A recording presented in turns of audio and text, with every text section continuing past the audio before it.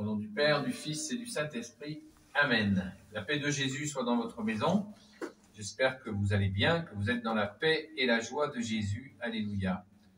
Déjà, un gros merci à toutes celles et ceux qui se sont mis en union de prière avec nous.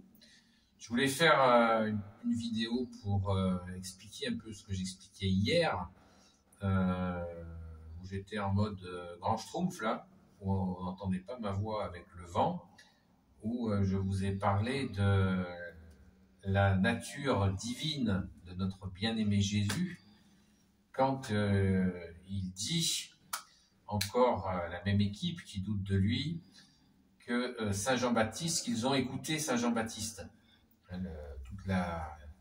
Les évangiles qui ont été lus cette semaine étaient braqués sur l'annonce de Saint Jean-Baptiste, qui était donc, comme l'a dit Jésus lui-même, le plus grand des prophètes. Jésus a dit de lui qu'il était le plus grand. Et les pharisiens, les docteurs de la loi, toute cette équipe-là qui ne reconnaissait pas Jésus, pourtant reconnaissait Saint Jean-Baptiste. Alors Jésus leur a posé la question, mais pourquoi vous vous êtes arrêtés à mi-chemin? C'est-à-dire que vous avez reconnu Saint Jean-Baptiste comme un grand prophète, mais vous avez refusé d'entendre l'annonce que Saint Jean-Baptiste a bien exprimée, c'est celle de la venue, ta venue Jésus. Et Jésus leur demande, mais pourquoi vous ne l'avez pas accepté? D'autant plus, et c'est là ce qui nous renseigne sur la divinité de Jésus, c'est les œuvres, les miracles qui témoignent d'eux-mêmes de la nature divine de Jésus, Jésus qui est Dieu avec son Père et l'Esprit Saint. Aucun prophète n'a fait des miracles comme Jésus, aucun prophète n'a ressuscité des morts, et aucun prophète n'est ressuscité lui-même après avoir été tué. Donc Jésus seul a ressuscité, donc tout est là. Alors Jésus leur dit, mais pourquoi vous reconnaissez Saint Jean-Baptiste, mais vous n'écoutez pas en fait son message finalement.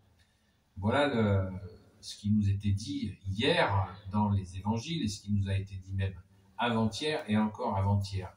Cette insistance dans les lectures du jour qu'on a eues dans les saintes messes de ces derniers jours, eh bien, c'est cette insistance à propos de Saint Jean-Baptiste, qui vraiment annonce Jésus.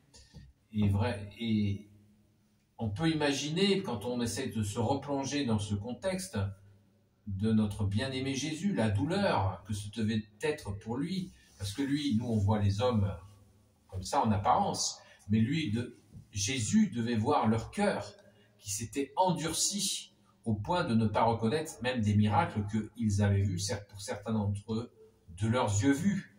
De leurs yeux vus, ils ont vu des miracles et pourtant, ils restaient coincés, bloqués pour des raisons, on peut imaginer, diverses et variées, mais l'orgueil devait être bien dans le coup.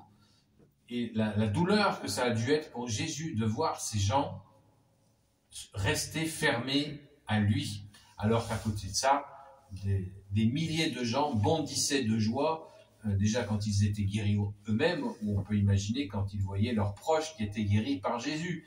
Donc, quelle douleur tu as dû subir, Jésus, de voir ces cœurs fermés à toi, alors que tu nous dis de toi-même, bien-aimé Jésus, que tu es doux et humble de cœur.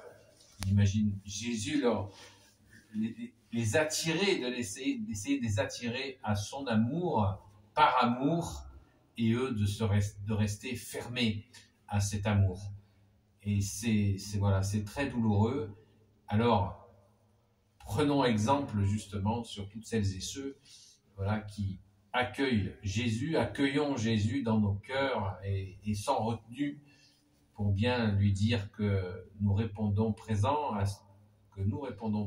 à ton amour, Jésus, et comme dirait l'expression populaire, sans filtre.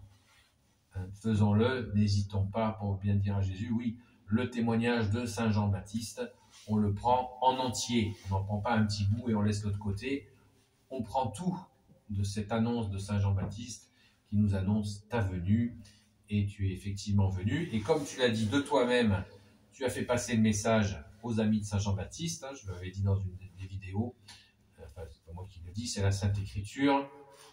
Jésus répond, les boiteux marchent, les aveugles voient, les sourds entendent, les muets parlent, les morts ressuscitent.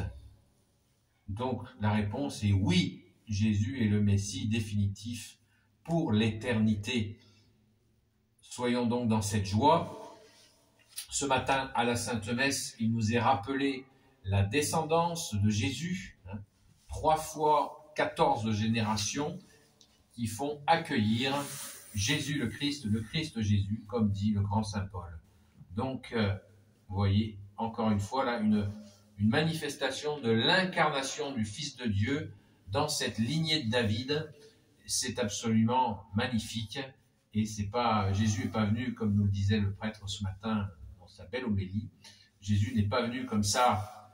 Il est venu dans une lignée. Tout était parfaitement organisé par le Père, le Fils et le Saint-Esprit. Et c'est pour notre plus grand bonheur que ça soit vraiment venu dans une cohérence, dans cette révélation du Père en premier au peuple hébreu. Et ensuite, Jésus est venu accomplir ces 3 fois 14 générations. Merci Jésus, on ne peut qu'être dans la joie de cet enracinement profond, absolument magnifique, et c'est cet enracinement dont nous bénéficions. Merci Jésus pour tes merveilles. Merci Jésus d'être notre soleil d'amour, soleil de justice, soleil de miséricorde. Au nom du Père et du Fils et du Saint-Esprit. Amen. Ô Jésus, toi qui peux tout et qui portes tout, toi le Sauveur, toi l'Emmanuel, je te confie toutes celles et ceux qui regarderont cette vidéo, ainsi que leurs proches selon ta sainte volonté. Sainte Marie, Reine des cieux, toi l'Immaculée Conception, toi qui écrases le serpent, toi qui as la lune sous tes pas. Saint Joseph, toi le juste et le saint, toi le sage, toi la terreur des démons, toi le saint gardien de la Sainte Église catholique et apostolique. Sainte Marie-Madeleine, notre chère sainte patronne, et vous tous les saints et saintes amis de toi, Jésus, je vous confie toutes celles et ceux qui regarderont cette vidéo, ainsi que leurs proches, selon ta sainte volonté, ô Jésus. La paix de Jésus soit dans votre maison, et je vous dis à très vite.